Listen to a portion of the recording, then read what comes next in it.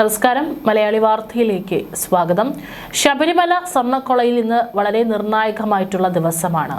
അതേസമയം തന്നെ ഈ കേസ് ഇവിടെ നടക്കുമ്പോഴും ശബരിമലയിൽ യാതൊരു തരത്തിലും വീഴ്ച സംഭവിക്കാതിരിക്കാനുള്ള എല്ലാ നീക്കങ്ങളും വളരെ പഴുതടച്ച് തന്നെ പിണറായി സർക്കാർ നടത്തുന്നുണ്ട്. അതിൽ ഏറ്റവും പ്രധാനമാണ് ഗതാഗതം. അതിനുള്ള നീക്കങ്ങൾ വളരെ ശക്തമായി തന്നെ നടത്തുകയാണ് ഗതാഗത മന്ത്രി കെ.ബി. ഗണേഷ് കുമാർ. ശബരിമല സ്വർണ്ണക്കൊള്ളയിൽ നിർണായക ഇടക്കാല അന്വേഷണ റിപ്പോർട്ട് ഇന്ന് ഹൈക്കോടതിയിലെത്തും. മോഷ്ടിച്ച സ്വർണം ആരെടുത്തു എന്നതിലും രാജ്യാന്തര പുരാവസ്തു കടത്ത് സംഘത്തിന് കൊള്ളയിൽ പങ്കുണ്ടോ എന്നതിലും SIT വ്യക്തത വരുത്തിയേക്കും. കടകംപള്ളി സുരേന്ദ്രൻ ഉൾപ്പെടെ ഉന്നതരുടെ പങ്കിനെക്കുറിച്ചും SIT കോടതിയിൽ നിലപാട് അറിയിക്കുമോ എന്നതിലും ആകാംക്ഷ. അതിനിടെ ചോദ്യം ചെയ്യലിന് ശേഷം CITU ദേശീയ സമ്മേളനത്തിന് പോയ കടകംപള്ളി ഇന്ന് തിരുവനന്തപുരത്ത് തിരിച്ചെത്തും. കോളിളക്കം സൃഷ്ടിച്ച് തുടരുന്ന സ്വർണ്ണക്കൊള്ളയിൽ SIT കേസെടുത്തിട്ട് ഇന്ന് 86ാം ദിവസമാണ്. ഹൈക്കോടതി 2ാം തവണ നീട്ടി നൽകിയ സമയപരിധിയും 15ാം തീയതിയോടെ കഴിയും. അതുകൊണ്ട് തന്നെ ഇതുവരെയുള്ള അന്വേഷണത്തിലെ നിർണായക കണ്ടെത്തലുകൾ അടങ്ങിയ ഇടക്കാല റിപ്പോർട്ടാകും ഇന്ന് ഹൈക്കോടതിയിലെ ദേവസ്വം ബെഞ്ചിനെ കൈമാറുക. വളരെ നിർണായകമായിട്ടുള്ള പല കാര്യങ്ങളും ഈ ദിവസങ്ങളിൽ കണ്ടെത്തിയിട്ടുണ്ട്. അതെല്ലാം തന്നെ ഇന്ന് കോടതിക്ക് മുൻപിലെത്തുമ്പോൾ കോടതി അതിൽ എന്ത് തീരുമാനമെടുക്കും, അല്ലെങ്കിൽ അന്വേഷണത്തിന്റെ അടുത്ത ഘട്ടത്തിൽ എങ്ങനെ നീങ്ങണം എന്നുള്ളതിലും കോടതി ഇന്ന് നിർദ്ദേശം നൽകും. അതും കേസിലേറെ നിർണായകമാണ്. ഒന്നാം പ്രതി ഉണ്ണികൃഷ്ണൻ പോറ്റി മുതൽ ദേവസ്വം പ്രസിഡന്റായിരുന്ന A. പത്മകുമാർ അടക്കം 9 അറസ്റ്റ് ആയെങ്കിലും പല നിർണായക ചോദ്യങ്ങൾക്കും ഇപ്പോഴും കൃത്യമായ ഉത്തരമില്ല. ശബരിമലയിൽ നിന്ന് എത്രമാത്രം സ്വർണം അടിച്ചുമാറ്റിയ സ്വർണം മുഴുവൻ എങ്ങോട്ട് പോയി, അതിൽ എത്ര സ്വർണം കണ്ടെടുക്കാനായി, സ്വർണം വിറ്റതായി കരുതുന്ന ഉണ്ണികൃഷ്ണൻ പോറ്റിയെയും വാങ്ങിയതായി കണ്ടെത്തിയിട്ടുള്ള ഗോവർദ്ധൻ, പങ്കജ് ഭണ്ഡാരി എന്നിവരെയും ഒരുമിച്ചിരുത്തി കഴിഞ്ഞ ദിവസം ചോദ്യം ചെയ്തിരുന്നു. മോഷ്ടിച്ച സ്വർണത്തിന്റെയും തൊണ്ടി മുതലിന്റെയും കാര്യത്തിൽ ഈ ചോദ്യം ചെയ്യലിലൂടെയെങ്കിലും ഉത്തരം കണ്ടെത്താൻ SITക്ക് ആയിട്ടുണ്ടോ എന്നും ഇന്നത്തെ റിപ്പോർട്ടിലൂടെ നമുക്ക് മനസ്സിലാക്കും. മുൻ ദേവസ്വം മന്ത്രി കടകംപള്ളി സുരേന്ദ്രനെയും ബോർഡ് പ്രസിഡന്റ് PS പ്രശാന്തിനെയും ചോദ്യം ചെയ്ത് വിട്ടയച്ചിരുന്നു. ഇവർക്ക് പങ്കുണ്ടോ എന്നും ഇന്ന് SIT കോടതിയെ അറിയിക്കുമോ എന്നതും നിർണായകമാണ്. ഉന്നതരിലേക്ക് അന്വേഷണം പോകാത്തതിൽ ഹൈക്കോടതിയിലെ മറ്റൊരു ബെഞ്ച് നേരത്തെ വിമർശനം ഉന്നയിച്ചിരുന്നു.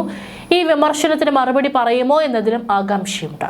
അതിനിടെ രാജ്യാന്തര പുരാവസ്തു സംഘത്തിന് ബന്ധമെന്ന സംശയത്തെ തുടർന്ന് ഡിണ്ടിഗലുകാരൻ D. മണിയെയും കൂട്ടരെയും ചോദ്യം ചെയ്തതിൽ നിന്നും പ്രധാനപ്പെട്ട തെളിവ് വല്ലതും ലഭിച്ചോ എന്നും ഇന്ന് കോടതിയെ അറിയിച്ചേക്കും. കോടതി നിലപാടനുസരിച്ചിരിക്കും ആദ്യഘട്ട കുറ്റപത്രം തയ്യാറാക്കലിലേക്ക് കടക്കണോ, വീണ്ടും സമയം നീട്ടി ചോദിച്ച് അന്വേഷണം തുടരണോ എന്ന് SIT തീരുമാനിക്കുക.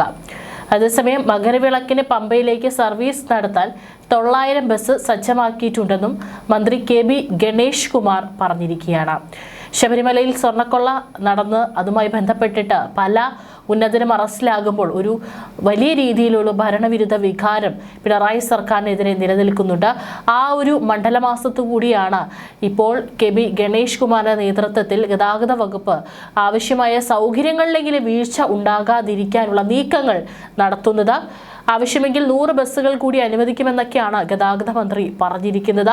അതായത് ഒരു തരത്തിലും ശബരിമലയിൽ ഈ മണ്ഡല സീസണിൽ ഒരു വീഴ്ചയും സംഭവിക്കരുത് എന്നുള്ള കൃത്യമായിട്ടുള്ള നിർദ്ദേശത്തിന്റെ അടിസ്ഥാനത്തിലാണ് അവിടെ നീക്കങ്ങൾ അല്ലെങ്കിൽ ഒരുക്കങ്ങൾ തയ്യാറാകുന്നത്. പമ്പയിൽ അവലോകന യോഗത്തിൽ സംസാരിക്കുകയായിരുന്നു മന്ത്രി. കൂടുതൽ ബസ്സുകൾ സർവീസ് നടത്തുന്നതിനനുസരിച്ച് പമ്പ ഹിൽ ടോപ്പിൽ പാർക്കിങ്ങിന് കൂടുതൽ സൗകര്യം ഏർപ്പെടുത്തും. പരാതി കുറഞ്ഞ ശബരിമല സീസണായിരുന്നു ഇത്തവണത്തേത്. പമ്പയിൽ അയ്യപ്പന്മാരുമായി സംസാരിച്ചിരുന്നു. KSRTCയുടെ സേവനങ്ങളിലും സംതൃപ്തരാണ് അയ്യപ്പന്മാർ എന്ന് ബോധ്യപ്പെട്ടതായി മന്ത്രി പറഞ്ഞു. മികച്ച രീതിയിൽ KSRTC സർവീസുകൾ നടക്കുന്നത് നേരിൽ കണ്ടു. ശബരിമല തീർത്ഥാടനവുമായി ബന്ധപ്പെട്ട് ഇത്തവണ റോഡപകടമൊന്നും റിപ്പോർട്ട് ചെയ്തില്ല എന്നതും ആശ്വാസകരമാണ്. റോഡപകടം കുറയ്ക്കാൻ കൂടുതൽ സംവിധാനങ്ങൾ അടുത്ത സീസണിൽ ഒരുക്കുമെന്നും മന്ത്രി പറഞ്ഞു. പമ്പ ശ്രീരാമ സാങ്കേതം ഹാളിൽ നടന്ന അവലോകന യോഗത്തിൽ ഗതാഗത വകുപ്പ് joint commissioner Pramod Shankar, special officer doctor Arun S. Nair തുടങ്ങിയവരും പങ്കെടുത്തു. ശബരിമല മകരജ്യോതി സന്ദർശനത്തിനായുള്ള വ്യൂ പോയിന്റുകളിൽ സുരക്ഷ ഉറപ്പാക്കുമെന്നും ജില്ലാ കലക്ടർ S. പ്രേംകൃഷ്ണൻ അറിയിച്ചിട്ടുണ്ട്. മകരവിളക്ക് തിരുവാഭരണ ഘോഷയാത്ര മുന്നൊരുക്കങ്ങൾ വിലയിരുത്താൻ കളക്ടറേറ്റ് കോൺഫറൻസ് ഹാളിൽ ചേർന്ന അവലോകന യോഗത്തിൽ അധ്യക്ഷത വഹിച്ച് സംസാരിക്കുകയായിരുന്നു അദ്ദേഹം. അംഗീകൃതമല്ലാത്ത വ്യൂ പോയിന്റുകളിൽ തീർത്ഥാടകർക്ക് പ്രവേശനം അനുവദിക്കില്ല. വ്യൂ പോയിന്റുകളിലും അപകട സാധ്യതയുള്ള വഴികളിലും സുരക്ഷാ വേലി സ്ഥാപിക്കും. അപകടകരമായി നിൽക്കുന്ന മരച്ചില്ലകൾ മുറിച്ചുമാറ്റും. തിരുവാഭരണ ഘോഷയാത്രയ്ക്ക് പോലീസ് സുരക്ഷ ഏർപ്പെടുത്തും. പന്തളം ക്ഷേത്രത്തിൽ പോലീസിന്റെ പ്രത്യേക നിരീക്ഷണമുണ്ടാകും. തിരുവാഭരണം കടന്നുപോകുന്ന സ്ഥലങ്ങളിൽ വഴിവിളക്ക്, കുടിവെള്ളം, ബയോ ടോയ്ലറ്റ് തുടങ്ങിയവ ഉറപ്പാക്കും. എക്സൈസ് പരിശോധനയും ശക്തമാക്കും. മഫ്തിയിലും വനിതാ പോലീസ് ഉദ്യോഗസ്ഥരെ അടക്കം വിന്യസിക്കും. വലിയാനവട്ടത്ത് നിന്ന് സന്നിധാനത്തേക്ക് തിരുവാഭരണ വാഹകർക്ക് തടസ്സം കൂടാതെ കടന്നു പോകുന്നതിനും ക്രമീകരണമുണ്ടാകും. പോലീസ്, മോട്ടോർ വാഹന വകുപ്പും സംയോജിതമായി ഗതാഗതം നിയന്ത്രിക്കും. വ്യൂ പോയിന്റുകളിലും ദേവസ്വം ബോർഡ് അനൗൺസ്മെന്റ് നടത്തി നിർദ്ദേശങ്ങൾ നൽകും. വ്യൂ പോയിന്റുകളിലും ഘോഷയാത്ര സംഘത്തോടൊപ്പവും ആംബുലൻസ് അടക്കം മെഡിക്കൽ ടീം ഉണ്ടാകും. തിരുവാഭരണ ഘോഷയാത്ര ആരംഭിക്കുന്ന ജനുവരി 12-ന് കുളനട ആരോഗ്യ കേന്ദ്രം വൈകിട്ട് 6 വരെയും തിരുവാഭരണം കടന്നുപോകുന്ന ദിവസങ്ങളിൽ ചെറുകോൽ, കാഞ്ഞീറ്റുകര, വടശ്ശേരിക്കര, റാന്നി, പെരുന്നാട് ആരോഗ്യ കേന്ദ്രങ്ങൾ 24 മണിക്കൂറും പ്രവർത്തിക്കും. അടിയന്തര ഘട്ടങ്ങൾ നേരിടുന്നതിനായി സ്വകാര്യ ആശുപത്രികളും സജ്ജമാക്കും. മകരവിളക്ക് ദിവസം ജില്ലാ മെഡിക്കൽ ഓഫീസിൽ പ്രത്യേക കൺട്രോൾ റൂം പ്രവർത്തിക്കും. തിരുവാഭരണ പാതയിൽ എലിഫന്റ് സ്ക്വാഡുകളെയും റാപ്പിഡ് റെസ്പോൺസ് ടീമിനെയും വനം വകുപ്പ് നിയോഗിക്കും. തദ്ദേശ സ്ഥാപനങ്ങളുടെ നേതൃത്വത്തിൽ ഇടത്താവളങ്ങളിലെ കടവുകൾ വൃത്തിയായി അപായ സൂചനാ ബോർഡുകൾ സ്ഥാപിക്കും. ലൈഫ് ഗാർഡിനെ വിന്യസിക്കും. മകരവിളക്കിനോടനുബന്ധിച്ച് നിലയ്ക്കൽ പമ്പ റൂട്ടിൽ KSRTC അധിക സർവീസ് നടത്തും. തിരുവാഭരണ ഘോഷയാത്ര ആരംഭിക്കുന്ന ദിവസം പന്തളത്തേക്കും അധിക സർവീസുകൾ ഉണ്ടാകും. മകരദർശനം കഴിഞ്ഞ് തിരികെ ഇറങ്ങുന്ന തീർത്ഥാടകർക്കായി അധിക ദീർഘദൂര സർവീസും ക്രമീകരിക്കും. ഫയർഫോഴ്സ്, സ്കൂബ ടീം സജ്ജമാക്കും. മോട്ടോർ വാഹന വകുപ്പിന്റെ നേതൃത്വത്തിൽ അനധികൃത പാർക്കിംഗ് തടയും. ജില്ലാ ഭരണകൂടത്തിന്റെ നേതൃത്വത്തിൽ വിവിധ വകുപ്പുകളെ ഉൾപ്പെടുത്തി ജനുവരി 7-ന് വ്യൂ പോയിന്റുകളിൽ സുരക്ഷിത യാത്ര സംഘടിപ്പിക്കുമെന്നും ജില്ലാ കലക്ടർ പറഞ്ഞിട്ടുണ്ട്.